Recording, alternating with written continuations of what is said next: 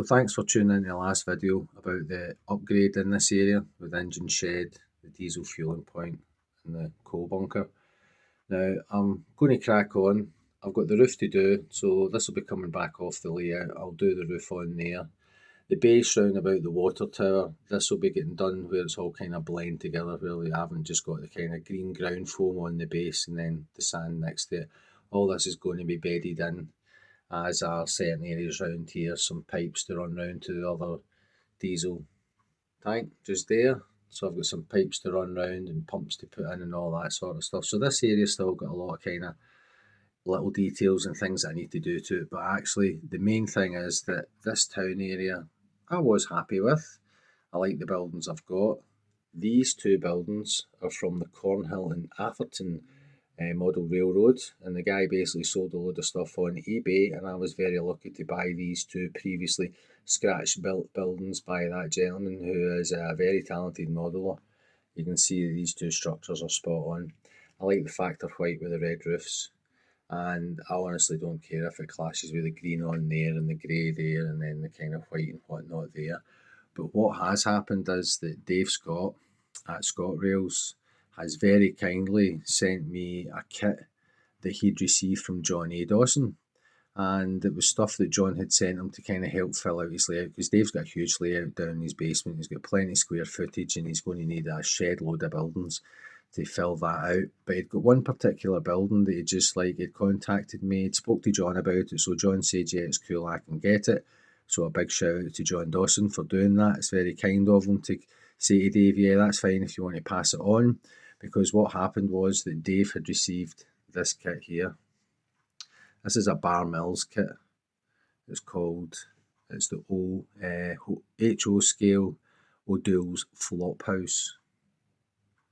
Now that's a great looking structure, and I'm so over the moon that Dave sent us it, because Bar Mills is actually very difficult to get in the UK. They're pricey kits, and if you buy them from the States and get them sent here, they can cost an absolute bloody fortune. But they are top quality. These are some of the best kits that you can get for HO scale. So if I just jam this little lid open here, I've just pegged it on the layout just to kind of show you what's here. These are the instructions, which I shall follow closely, and you can see the details on that building. Now if we have a little quick look inside, we can see that it's a wood kit. It's got lots of wooden battens and stuff. There's also brass etched parts for the washing lines, which is amazing. And there's laser cut pieces. There are 3D printed pieces. And actually that's what I mean to say is there's actually the white metal pieces, should I say.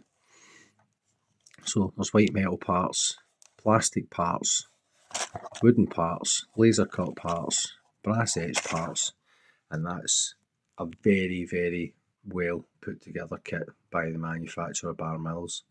And I've been after something like this for ages. So the fact that Dave sent us it via John A. Dawson, I'm very, very happy with it. Now, where does that go in here? I hear you ask, and it's the same question I'm asking myself, but this kit is going to be built, and it will fit in somewhere. Now if we have a look at the idea of this being an old flop house, it really does suit this area here somewhere. So all this is going to get rejigged. I'm going to get an idea of size and footprint for it, and I definitely want to put that in there, because one thing the layout is lacking is a tall structure, and this is a 3-story structure, so it's definitely going to go in there somewhere. So if we say just there type thing, so that building there could quite literally go in that area there. Now I will be able to rejig the buildings, because due to the fact that all this real estate here can be tweaked, so any of the smaller structures could be put in here, these buildings can be moved and put elsewhere. And the beauty of doing your own layout and building layout is that should you want to change it, you can. Should something happen that kind of forces your hand, to help improve it, then yeah, it's only modelling. It's not as though you've built anything set in stone and it's got to be that way. But this whole area can be tweaked to accommodate that structure. So a big thank you to Dave over at ScotRails. Very kind man, and I'm very, very happy that he sent us that. He's a good chum. He's a good Scotsman living out in Canada. So yeah, this whole area might be tweaked completely, but once I get an idea of the footprint and maybe only move one building, I might have to move a good few of them to fit them in and rejig them.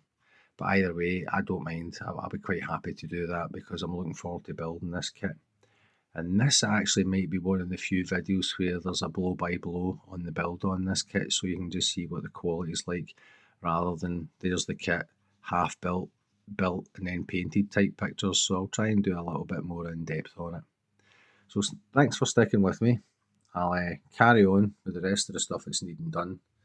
And just want to say a big shout out to fellow YouTubers it's a great community. We support each other, we help each other, and we do everything to encourage each other in our hobby. And there's very few places where you actually get that, so very happy.